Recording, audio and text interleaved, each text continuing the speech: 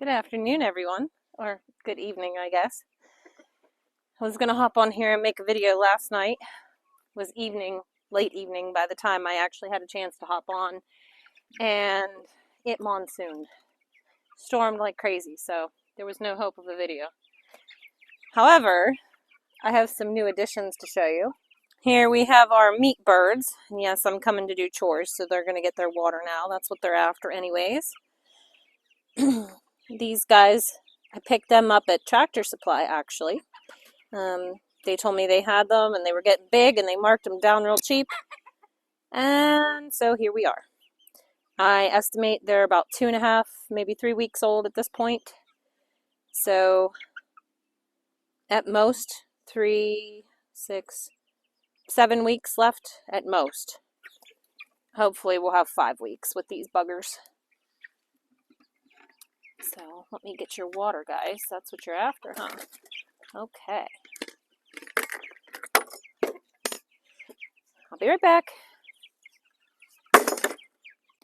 Meat birds are heavy feeders and heavy drinkers.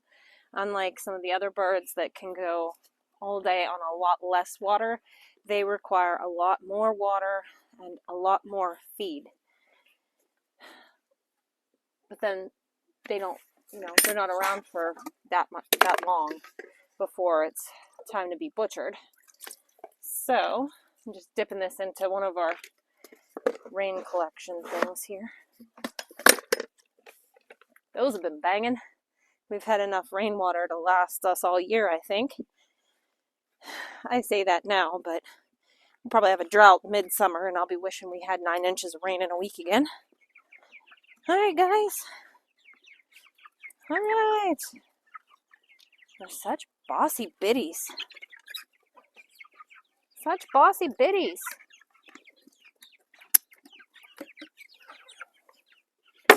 They get moved every day right now, and once they get a bit bigger, they'll probably get moved twice a day. And let me show you the inside of this coop here. I never used to have an inside to this, but I'll show you what I've done. Oh, they made a mess of their food. Hold on. There's the door, and then they can come in here at night. Look, they spilled all their food out and made a big mess. I'm gonna have to clean that out. Enough meat birds for right now. I wanted to show you guys some other things that I haven't updated you on. This back garden, the chickens are prepping it. Doesn't look like much right now. But we have plans. I have plans. We'll see if I realize those plans. I got a lot going on. Let's go into the greenhouse. Guys, I'll give you a quick rundown of what we've got going on here. This is lemon basil here. And I have tomatillos back here. These are marigolds, and I'm not sure why they didn't germinate, but I did go ahead and sow more today, so hopefully they'll come up. Here's a whole flat of different varieties of tomatoes, large red cherry, and Rutgers and beefsteak in here. Here I have peppers, bell peppers, and bell mix. They're finally germinating. Habaneros are in the back. These guys back here are habaneros. They're habaneros, but without all the heat. And then I have California Wonder Bells and a bell mix up front. More peppers here. Back in the back are pasilla bajillos. I have a hot mix, poblanos, and just regular jalapenos. And here I have peppers and tomatoes. So back in the back are jalafuegos. They're jalapenos, but about that big. Then Hungarian wax, sweet banana, and then these in the front are Sunrise Bumblebee by Wild Boar Farms. Those are nice big cherry tomatoes, and they're going to be absolutely wonderful. Last year I had the pink variety. This year I got the Sunrise, so they'll be peach. And more tomatoes. Look how good they're doing.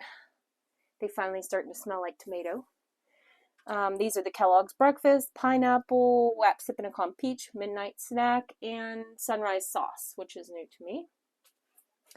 Again, a flat of marigolds that didn't germinate, but I came in today and I reseeded them. I have like one little marigold.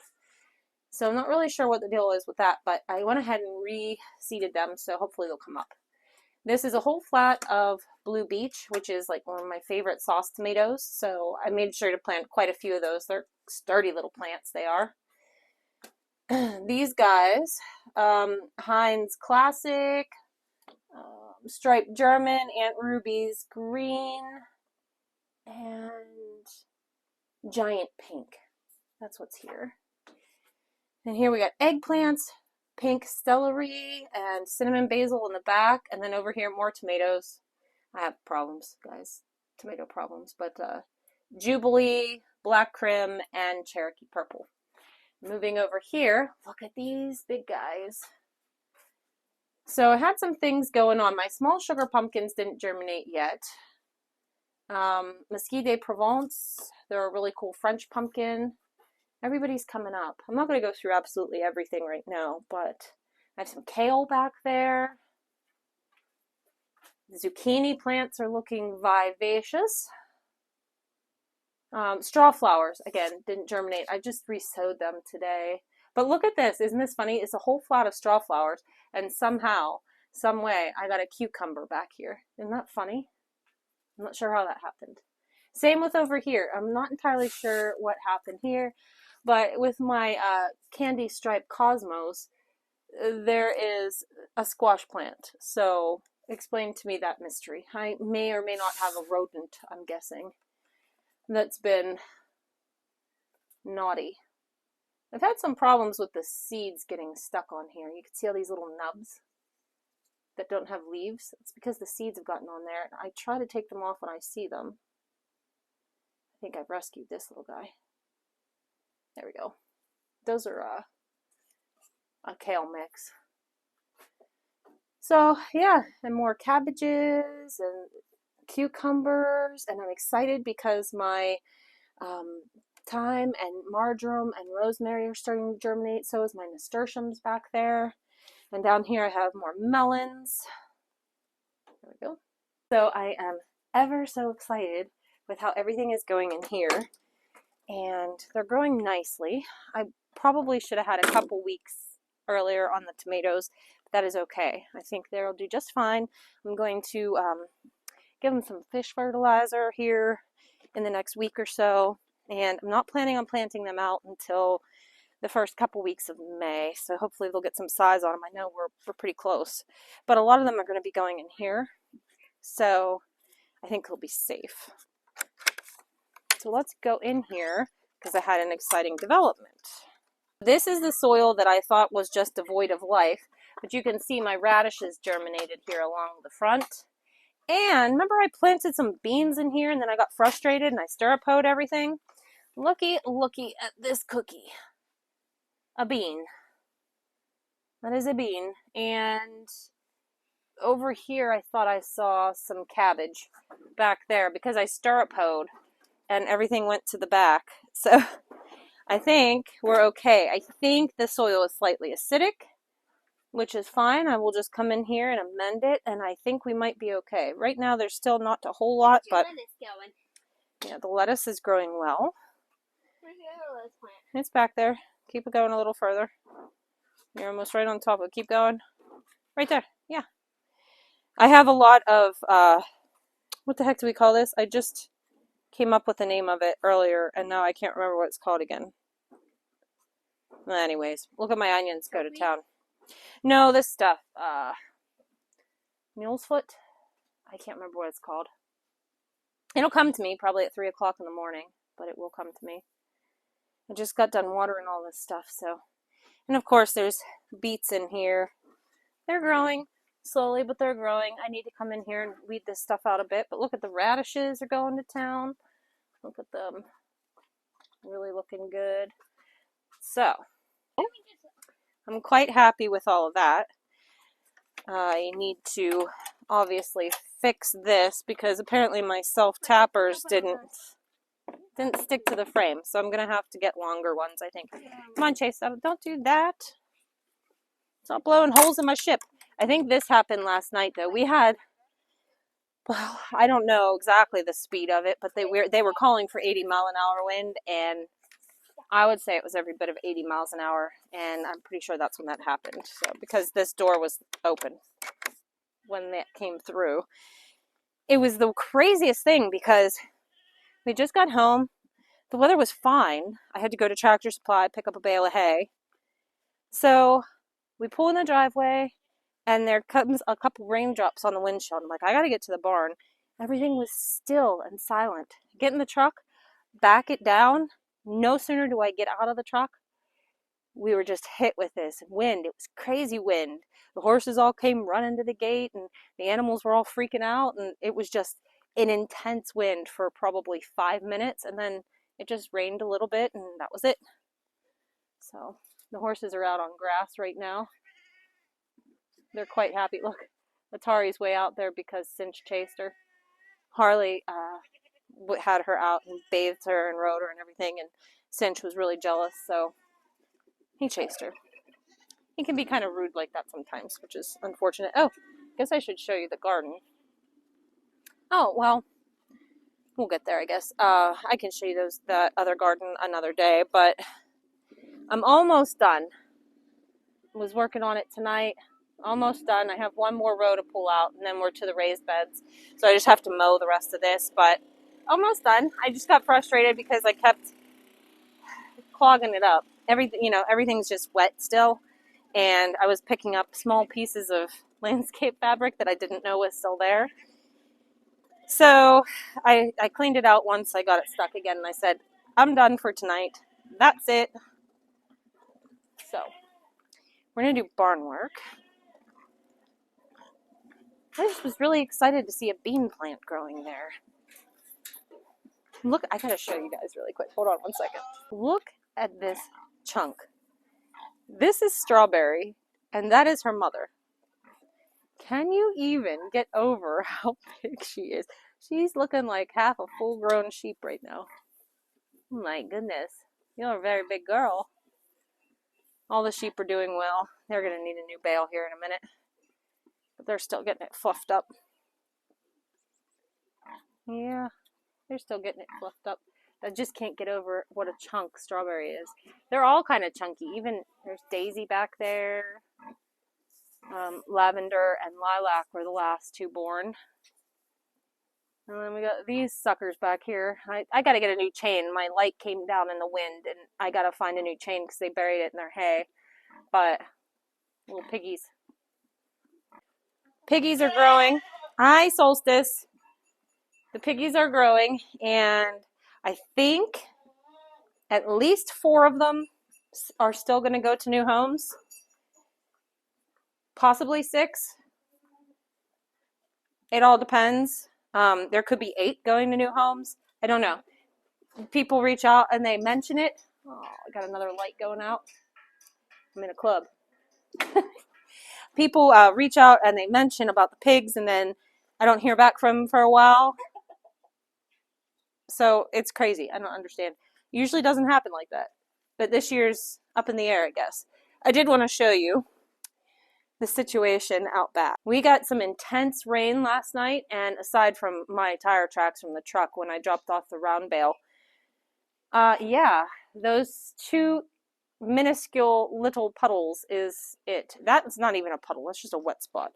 And look, no water in the barn at all. So that completely makes my day. I gotta get out of this strobe light. We always get the cheap shop lights, the LED ones, and they don't last. My animals all think they're in a club. But yeah, this is great. And I think my swale probably worked out really good. There's 0 standing water anywhere. It's great. I couldn't be more pleased. So between the swale here and the French drain here, rain does not stand a chance. Although, I mean, I digress. We didn't have 9 inches of rain last night. So, I mean, this could change. If we get another post-apocalyptic storm, I will let you guys know how we fare.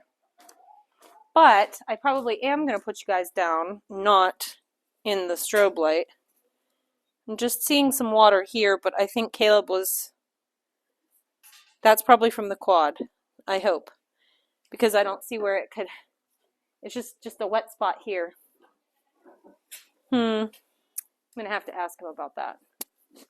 Anyways, I'm gonna put you guys down, not under the strobe light, and put you on a time lapse when we start barn work here in just a wee bit. Also, a quick thing that I found funny. Jeff was on his way home and he says, I don't know what I'm going to do with all these milk crates I said I was going to take. I said, milk crates? I will take them all. So 5 milk crates that we got, they were gifted to us. You know, these things are gold to farmers. Is it just me? Is it just me? Like, I can think of 99 things to do with those milk crates. Maybe I'm weird. I mean, those could be nesting boxes, stools, milk stools, bucket holders, slow feed hay feeders for the small critters. I mean, you can put your fencing stuff in there to carry it around. I just can come up with, Harley, what else can we do with milk crates? I mean, as farmers, we pretty much use them for anything. And mounting blocks. Yeah. You use it for step stools, for sure. Daddy brought them home. Somebody gave them to him. There's just so many things you can do with them. Thank you. She brought down the milking supplies, so now we can officially start barn work. You want to see new peeps? Oh yeah, go show them the new peeps. Okay. So we got these guys last night. They're Banties, and they have fully feathered feet. Can you see? And at first, I thought maybe they would be the mille-fleur duckles, but upon further inspection and lack of floof, I suspect they are Bantam Brahmas, which is totally okay with me because I think they're adorable. So we just got 4 of them because we, again, weren't real sure. Chase, are you struggling? Yes. I wasn't really sure exactly what they were, but do you guys agree? Bantam Brahmas is what I think they are. Here's their color. I don't really see the white speckling like the duckles have. Now, one thing, if you want to see, Just give me my feathers back. If you want to see if your peep is a male or a female, this dude, I'm pretty sure is a guy. Let me see here. I don't want it to fall in the bucket of water. They might be just a hair too old. Anyways, females feather out faster than males. This one has a lot more feathers than this one. They also get their tail feathers quicker. The females do. Which these guys are all developed about the same. But usually you could tell by how many rows of feathers they have. And these guys do have 3 rows. 1, 2, 3. Which should make them females. But it's really difficult to see at this stage. Usually when you pull their wings out, it's hard for me to do. Hold on one second. I'm going to try to show you. See his wing? See how it comes over and then it kind of steps down? That is a female. So if it was just straight across like this with no step, that would be a male. So those are just a couple tips to know what sex your peeps are. Can you get off of me like that? Here, I'll trade you. Pick out one. Let's see. I'm going to say that's also a hen. And see, we got 3 rows of feathers as well. Time will tell. I mean, it's not a bulletproof way of sexing your peeps, but... I think this one's a hen. Where's the other one I put here? Did you give it to Chase? Yeah. Okay. This one. Make sure we don't lose our peeps.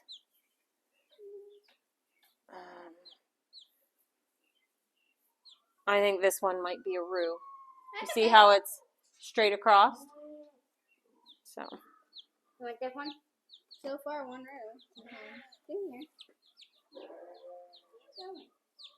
row. That one's, see how it's got a step?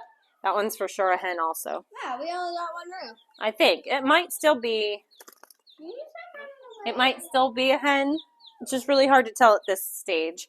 Right now, we'll just watch for saddle feathers. Once they have the saddle feathers, then you'll know for sure. Saddle feathers are, this is the saddle area back here, and the saddle feathers will grow long and skinny and kind of droop if they're a rooster. If not, they'll stay kind of short and fluffy. Here. There you go. Okay. Thank you. Yep. Well, chicken trivia for tonight. Now it's time for barn work.